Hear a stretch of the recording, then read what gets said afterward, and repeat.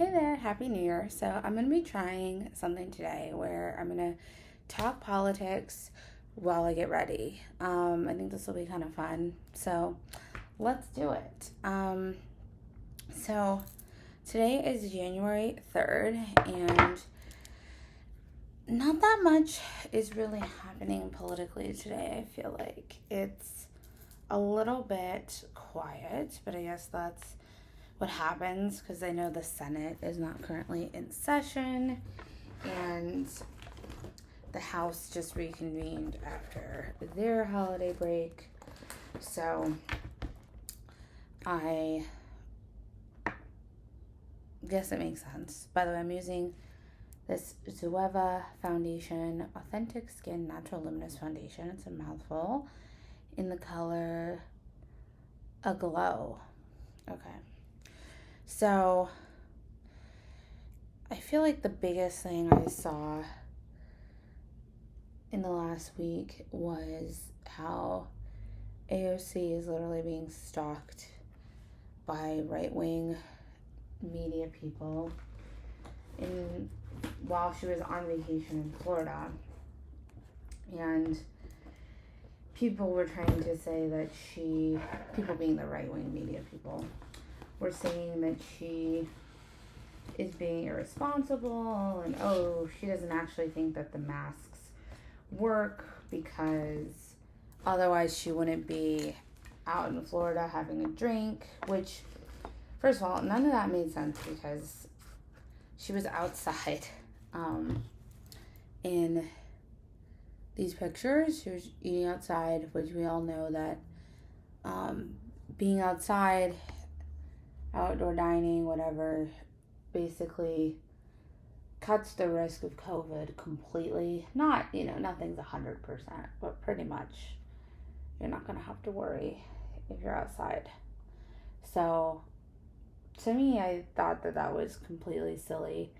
You could say that, she shouldn't be traveling. She shouldn't be going on vacation right now because the numbers are just too high and it's unsafe.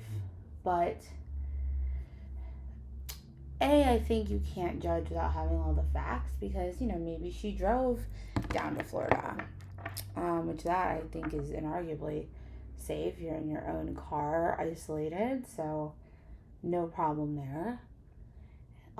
So you think you can't do that without, you can ask questions, but I think you can't jump to assumptions. And B, she shouldn't have to answer for every single thing that she does ever. And the fact that she's being paparazzi'd, I'm sure it's unsettling. It's creepy, it's weird. I think it's weird even, with celebrities. But it's just a real breach of privacy. I think it's also a gendered issue because I think if she was a man, that wouldn't be happening. And they did criticize her boyfriend, and she kind of clapped back and said something about how they're projecting their sexual frustration onto her boyfriend's feet, which really wasn't untrue of the situation. And it was a decent clapback. I feel like she's talented at that. I think part of the question is, are you kind of feeding the trolls by clapping back like that? And obviously in a way where it's just going to add gasoline to the fire.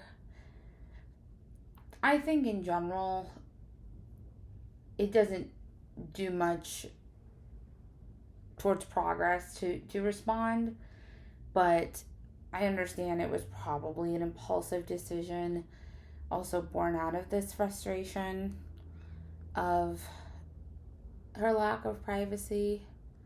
So I think it's understandable that it happened.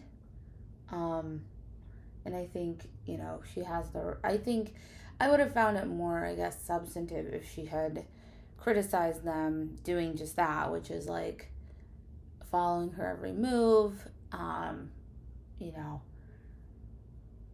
constantly criticizing her most basic of activities, like having a drink outside of a restaurant, and that's not really appropriate behavior and represents misogynistic voyeurism that women are subject to, and that's the real egregious behavior that's at hand.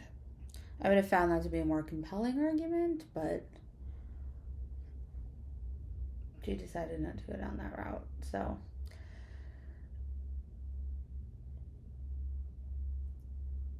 and what else do I want to say? The Trumps are being subpoenaed. Eric and Ivanka are being subpoenaed by the New York Attorney General.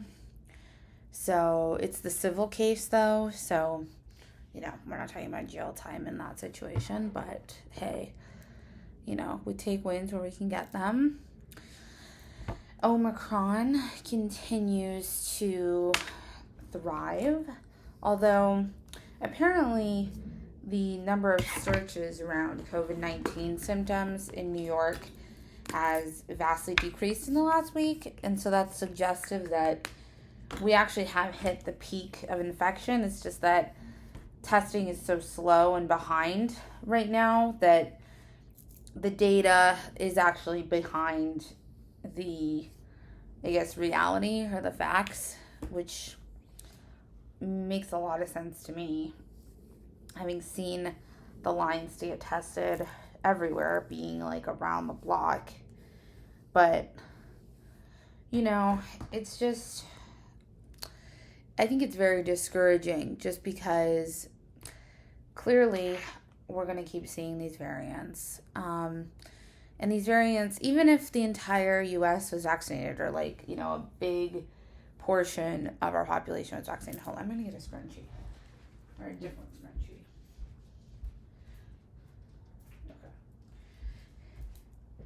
Okay. Because in New York City, for example, 80% of our population is fully vaccinated. So, nothing to sneeze at, and yet the numbers are the highest here out of anywhere in the country. So,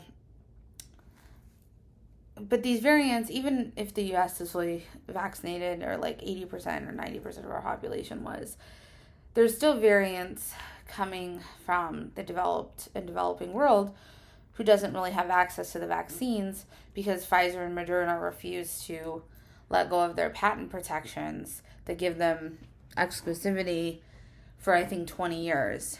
And only 3% of the developing world, as a result, is vaccinated. And that's why we're seeing these variants pop up, right?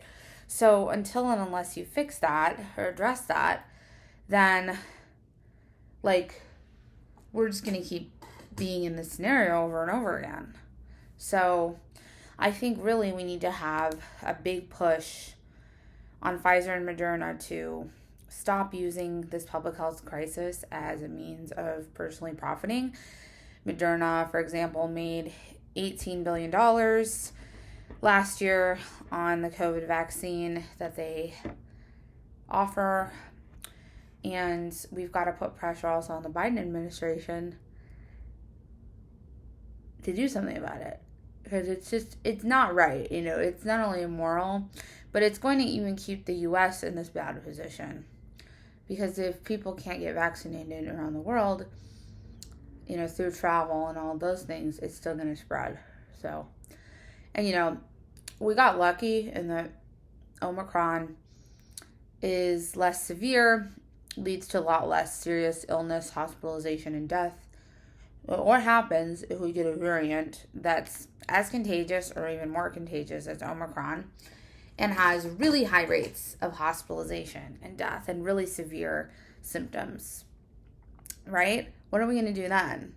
We're going to be in a horrible situation if that happens. So we've got to act quickly. We need to do this yesterday and maybe even the day before that. And this is not going to solve itself. This pandemic is not going to solve itself. So, last thought before I wrap this up. New York City has a new mayor, Eric Adams. I guess the new mayor takes office on January 1st. I don't know why I was thinking it was like later next year. But I'm like, okay, right. Yeah, he's inaugurated in the beginning of the year. People are worried. He had some horrible things to say about COVID. Oh my God. Basically that we've been, what was his quote? That the city has lost its swagger and that we've been, oh my gosh, it's basically like we've been just feeling sorry for ourselves, wallowing. We've been wallowing in COVID and like we've got to be a little bit more hip and trendy and, stop feeling sorry for ourselves and be the resilient city that we are, which, wow, things are really not going to get better if that's the stance of our mayor. It's like, wake up, dude. Look around you. We're wallowing in because this pandemic is causing active harm and pain on a wide fucking scale. People are getting sick. People are not able to go to work. People are having to choose between work and their health. People are losing loved ones. People are unable to spend holidays with loved ones. People are having to quarantine. People are having to stand in line for 3 hours to get a test. People are not even able to find home testing anywhere. So that's why people are wallowing, because it's completely out of control and being mismanaged. So with that, I'm ready for the day. And I'll see you next time.